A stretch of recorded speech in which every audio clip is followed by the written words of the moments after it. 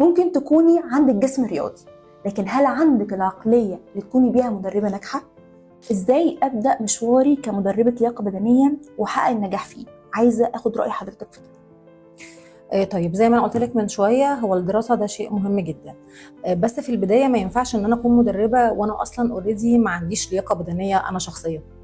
وده اللي بشوفه للاسف برضو في بعض المدربين، هي ما بتتمرنش، هي بتشتغلش على نفسها اصلا.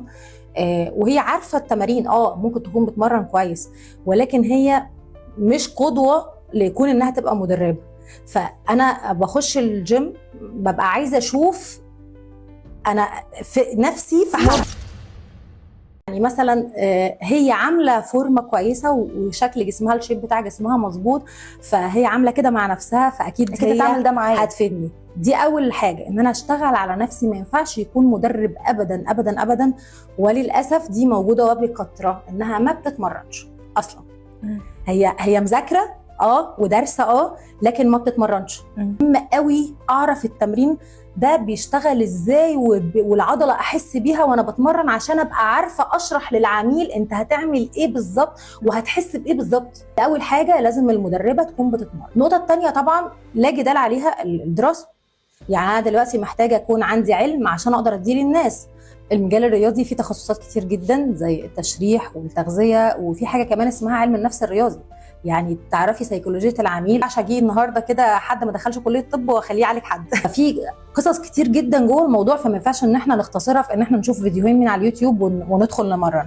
فاول حاجه زي ما انا قلت، ان المدربه لازم تكون شغاله على نفسها كويس. تاني حاجه الدراسه. كمان المجال الرياضي ده علم كبير ومتطور، وكل يوم بيحصل فيه جديد، فما ينفعش ان انا افضل على معلوماتي القديمه اللي هي بقى لها مثلا 10 سنين، لان في حاجات كتير قوي اتغيرت دلوقتي، تحديثات. يعني بالظبط طبعا. فانت لازم على اطلاع دايما طول الوقت، تقري ابحاث، تقري اوراق علميه، تجيبي. الدنيا بقت سهله دلوقتي، انت جوجل وترجمه وهتترجمي حتى لو انت مش عندك لغه. طيب، في حد بقى يقول لي ايه، طب انا الكورسات غاليه عليا، والكورسات الانترناشونال دي يعني غاليه وسعرها عالي، انا واحده مبتدئه هبدا اخد كورسات زي كده ازاي؟ في حاجات بقى بتبقى لوكال، يعني بتلاقي ورك شوب مثلا. يعني انا واحده من الناس عامله ورك شوب اسمها WFAD، ورك اوت فيتنس اند دانسينج انستراكتور. بتاخدي فيه تشريح، بتاخدي فيه تغذيه، اللي يوقفك على رجلك ان انت تبداي تحطي اول سلم. خبرتك يعني كلها حطاها في الكورس ده. بالظبط، الكورسز اللي خدتيها كلها من خلال مع الخبره العمليه. بالظبط. في كمان مدربين غير كتير جدا، يعني في دكاتره كمان في كليه التربيه الرياضيه بيعملوا الورك شوب دي. هنحطك على اول خطوتين 3، هتقدري تنزلي سوق العمل، فلما تشتغلي هتكسبي، فلما تكسبي تبداي تحوشي وتعملي لنفسك بقى ايه، تاخدي كورسات وتعملي لنفسك كارير في الموضوع ده. وان انت تكوني على علم اصلا وبتعملي نتائج.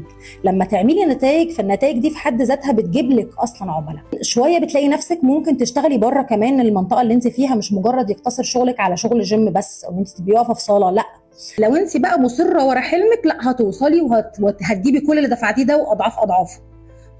فبس دي باختصار. فانت اشتغلي على نفسك، مرني نفسك. لازم لياقتك تكون كويسه عشان تعرفي تقفي وتمسكي صاله وتبقي قد المسؤوليه دي، لان الموضوع ماهوش سهل. ومش معنى ان جسمك حلو يبقى انت تعرفي تمرني اي حد. لو انت شغاله على نفسك كويس وبتتمرني انت كويس، وجينيا انت جسمك حلو اصلا، واتمرنتي لك سنه ولا 2، اللي نفع معاكي انت ممكن ما ينفعش يتطبق مع حد تاني. مظبوط. يعمل له اصابه مثلا. فلازم تكوني بقى فوق كل ده وده عندك علم.